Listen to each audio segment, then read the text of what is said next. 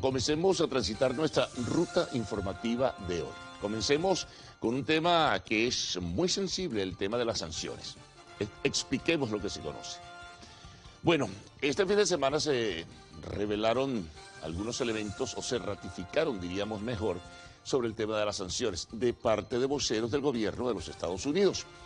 El asesor especial en seguridad, Juan González, del gobierno de Biden, dijo que se está conversando, es decir, que hay conversaciones evidentemente que muy discretas, muy silenciosas, con representantes del gobierno venezolano o intermediarios tal vez, para ver de qué forma hay garantías de parte del gobierno de Maduro, según lo que dice el vocero del gobierno de Biden, garantías de que van a realizarse elecciones libres y además tocándose de por medio también el tema de los inhabilitados, decisiones que se conocen ya suficientemente, de las que hemos reseñado en varias oportunidades, también otros temas como el de los presos políticos, en fin, pero fundamentalmente la garantía para levantar sanciones en forma gradual, de acuerdo al expresado por Juan González, pues es que haya las garantías de elecciones libres para el próximo año 2024. A ello se sumó también el criterio de Brian Nichols, quien es subsecretario de Estado adjunto para América Latina, haciendo observaciones sobre el tema de las personas que no pueden participar participar en el proceso electoral de 2024 por inhabilitaciones administrativas. Así que hay que esperar, hay que ver si hay alguna respuesta de parte del gobierno venezolano, quien en forma recurrente ha dicho, ha expresado que es necesario que se levanten las sanciones. Entonces es un estira y encoge.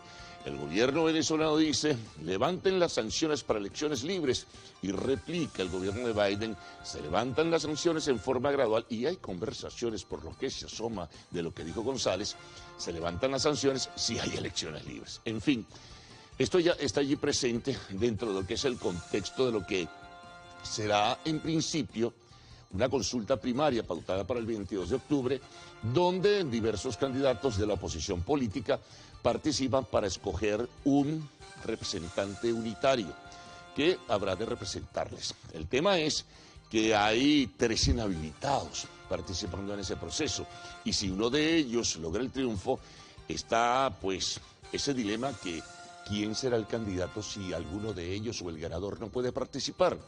Se ha hablado del grupo de los 4, que habrían llegado a un acuerdo para que tomen decisiones. Representantes de organizaciones políticas que participan o que van a participar en el proceso primario han dicho que el grupo de los 4 no es el que tiene la potestad para escoger definitivamente un candidato si gana uno de los inhabilitados. Ya ese es un problema mucho más complejo que tendrán que resolver los representantes de la oposición. Bueno, seguimos dentro de esta misma línea, porque ayer la Comisión Nacional de Primarias anunciaba y colocaba el link donde iban o pueden incorporarse aquellos que deseen participar en el proceso primario del 22 de octubre. Ubicar su centro de votación, allí lo tienen en pantalla, ese es el gráfico que identifica, ¿no? Consultar datos de votación, el centro de votación y la mesa que le corresponde al parecer.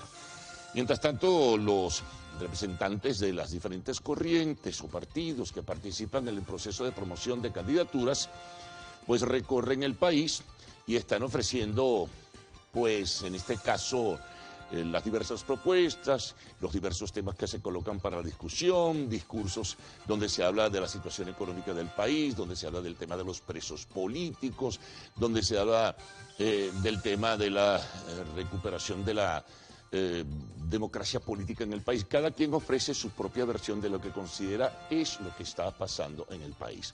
Ya se verá. Mientras tanto, siempre en ciernes están algunas advertencias o incluso amenazas. Decisiones que podrían surgir de un consejo nuevo, un consejo Nacional Electoral nuevo, o del Tribunal Supremo de Justicia, donde se han colocado recursos.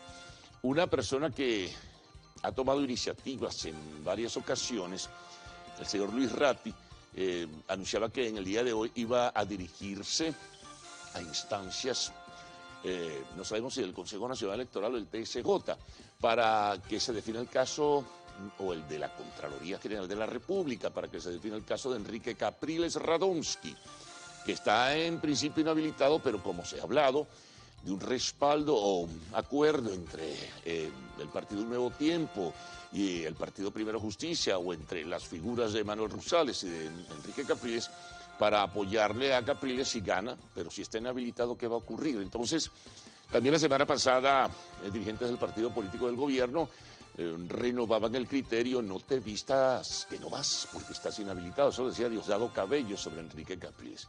En todo caso, habrá que esperar en este sentido algunas otras informaciones que puedan sumarse sobre este proceso y lo que pueda pasar, ¿no? Siempre hay un nivel de expectativas que se aprecie y que está en el camino de lo que pueda ocurrir. Bueno, vamos a otro tema que destaca en esta agenda del lunes 4 de septiembre, el tema de la migración. Ayer se conocieron cifras tanto de Migración Colombia como también de un observatorio que hace el seguimiento de las migraciones de la Universidad del Rosario, también en el vecino país. Son cifras realmente impactantes. Por ejemplo, se habla que habría fuera de Venezuela más de 7.3 millones de venezolanos.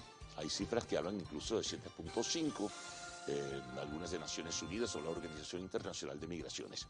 Pero el grueso, por el porcentaje más alto de esa migración que se dispersa por el mundo, está en Colombia. De acuerdo a esas investigaciones, el 39% de la población venezolana que se ha ido en la diáspora se concentra en el vecino país. Bien saben que hay, bueno, cualquier cantidad de países, decenas de países del mundo donde se encuentran venezolanos, pero el que tiene el mayor refugio es precisamente Colombia. El número de venezolanos que hay, de acuerdo a la información que maneja esta universidad y también Migración Colombia, en el vecino país, es más o mayor que la población de Medellín, que es la segunda ciudad de Colombia. Imagínense lo que significa ese volumen de venezolanos. Y el resto está por América, hay más de 1.200.000 en Perú, en Ecuador más de 700.000, en Chile, en la Argentina, en Brasil, en Panamá, en Centroamérica, en México, bueno, más los que están y lograron llegar a los Estados Unidos, que se les ha cerrado pues el camino, obviamente, pero es impactante. Junto a esto, Migración Colombia ha solicitado la corresponsabilidad de diversos organismos internacionales o países para el financiamiento de esta diáspora, no solo para Colombia, que ya tiene un número significativo de desplazados por el tema de la violencia, ¿no?, que es un número bien apreciable, sino que a ellos se les suman este volumen de venezolanos que puede llegar perfectamente a finales de año, de acuerdo a las proyecciones, a 3 millones. Bueno, recuerden que en el pasado aquí hubo más de 3 millones de colombianos que en buena medida pues se quedaron en Venezuela. Entonces, así como lo hizo el gobierno de Duque, ahora el gobierno de Petro, y lo decía el responsable de Migración Colombia, pues deben conseguirse recursos para que se distribuyan en los diversos países que acogen a la población venezolana que se marcha, bueno, por las dificultades económicas, sociales y hasta políticas que hay en el país. Es importante en ese sentido.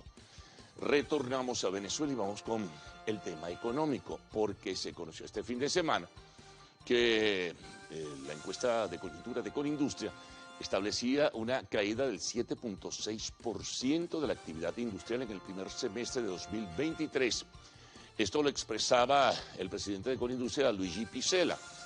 Motivos, razones, bueno, el tema del financiamiento, el tema de la necesidad del crédito, ¿no?, el tema de la competencia desleal, de los productos importados que no pagan los tributos, en fin, y otros contratiempos también. El tema evidente y fundamental de la caída del poder adquisitivo. Si no mejora el poder adquisitivo, no puede tampoco movilizarse y emerger otra vez la actividad industrial venezolana. Hay un 31 y tantos % de plantas que están activas, pero hay un 68% que es un potencial tremendo que está paralizada. En ese sentido eran las advertencias que hacía el presidente de Colindustria, resumiendo lo que es la última encuesta de coyuntura. Bueno, también dentro del tema económico, ayer se ofrecieron declaraciones, se conocieron este fin de semana, diría mejor, del presidente de Fede Cámaras, Adán Celis, donde invitaba al gobierno a establecer convergencia con la empresa privada para mejorar el tema de los servicios públicos, sobre todo la electricidad, el agua, las telecomunicaciones, en fin, una serie de servicios que son fundamentales para mover la actividad económica de un país. Él ponía como modelo de repotenciación de esto lo que es lo que ha hecho Chevron junto con PDVSA para rescatar o comenzar a rescatar la producción petrolera venezolana. Bueno, con participación del sector privado y el Estado venezolano se pudiera trabajar en el tema, pues, de la recuperación de los servicios públicos que están en debacle, ¿no? El tema del servicio de energía eléctrica, como bien saben, y se ha sentido, pues, y lo hemos sentido, es muy, pero muy severo. En los últimos días ha sido muy, pero muy duro. Bueno, vamos con temas internacionales. Vamos a comenzar con el tema de las famosas tormentas temporales en España. Han causado, bueno, destrozos materiales y tremendos. Son impactantes las imágenes que se veían este fin de semana por la televisión internacional sobre el noreste de España, también en la región central, en la Comunidad de Madrid y en otras zonas, en Extremadura, en Tarragona, que es Cataluña, y en Aragón también, en Zaragoza. En fin, muy duro todo esto, pero también lluvias muy fuertes en los Estados Unidos, en Las Vegas, en Nevada. Bueno, una situación de verdad de alto impacto, y en otros países ha ocurrido lo mismo. El desorden climático está empujando esta situación. También tenemos que desde Colombia se anuncia que las disidencias de las FARC y el gobierno de Petro han llegado a un acuerdo. Se firmó un acuerdo en principio el día sábado para reanudar un proceso de conversaciones y negociaciones de paz, de diálogos y de paz. Así decía un documento que se dio a conocer, pues, el fin de semana. A ver cuándo y quiénes son los países garantes o los países intermediarios en este proceso que se va a retomar con las disidencias y que habrá de avanzar, se supone, con las disidencias de las FARC. Junto a esto, bueno, habrá que esperar algunas otras informaciones que vengan sobre cómo se desarrollaría toda esta actividad. También tenemos la visita del Papa a Mongolia, un país que está entre Rusia y China, de una cantidad de católicos muy reducida, pero el Papa estuvo allí presente, envió unos mensajes por la paz, el tema de las religiones. No pudieron asistir los obispos chinos de la Iglesia Católica porque el gobierno de Xi Jinping no les dejó. Apenas el arzobispo de Hong Kong pudo estar en Mongolia y, bueno, el emérito cardenal que estaba antes en ese cargo también pudo estar allí presente en esta ceremonia y en las misas que desarrolló el Papa Francisco. Por otra parte, nos vamos a Ucrania y conocemos que fue destituido el ministro de la Defensa. No se conocen claramente las razones. En los deportes, bueno, bárbaro lo de Ronald Acuña Jr., pero bárbaro. 32 jonrones, más de 60 bases robadas. En fin, es increíble, ¿no? Lo de Acuña, todos dicen y se apunta que Acuña recibirá el premio al final de la temporada como el más valioso, definitivamente, en la Liga Nacional. También muy bien Cabrera, cada día sigue marcando récords, y también el comportamiento del venezolano Luis Arraez y otros venezolanos que despuntan en el béisbol de las grandes ligas. En el fútbol, bueno, hay un parón de FIFA porque hay en los próximos días juegos de selecciones por diversos motivos. Pero cerraron las jornadas de diversas ligas europeas. En la española el Madrid gana, continúa en la punta invicto. Ganan también el Barcelona y otros equipos que le siguen. Y en la liga inglesa destacó un gran partido entre el Arsenal y el Liverpool, en Manchester United. El Liverpool también ganó de su lado, pero este gran partido del fin de semana, Arsenal-Manchester United, pues ganó el equipo de Londres.